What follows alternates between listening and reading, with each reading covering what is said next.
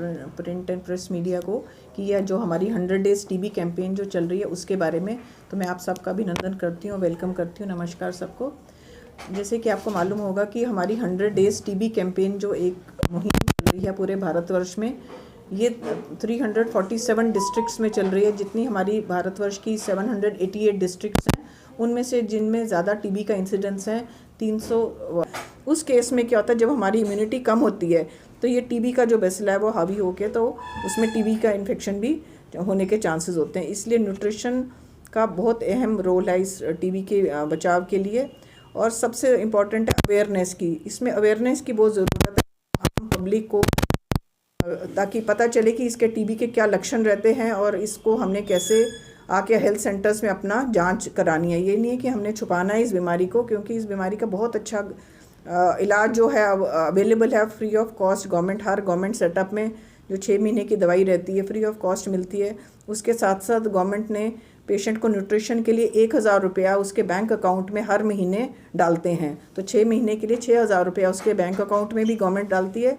और plus nutrition के लिए हम निक्षय पोषण योजना के तहत निक्षय मित्रास बनाते हैं, जो voluntarily it's a social responsibility, जिसमें लोग खुद से सामने आके एक दान की शेप में या अपने इच्छा से पेशेंट को न्यूट्रिशन प्रोवाइड करते हैं हर महीने की।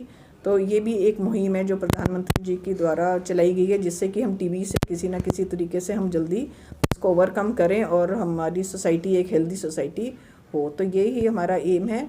और कैंपेन चल रही है उसमें आपको जान के होगा कि 200 नए केस हमने इसी कैंपेन के द्वारा अभी तक ट्रीटमेंट पे डाल दिए। तो मतलब ये 200 जो केसेस थे ये हमारी सोसाइटी में थे, लेकिन ये हमारे सामने नहीं आ पा रहे थे क्योंकि उनको कोई लक्षण ही नहीं था।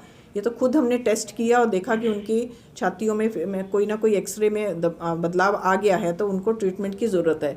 तो 200 नया केस जो हमने इस मुहिम में अभी तक 22 फरवरी की बात कर रही हूँ तब तक की रिपोर्ट है हमारे पास, उसमें हमने नया केस निकाला। और अभी तो 1 महीना और पड़ा है इस कैंपेन का।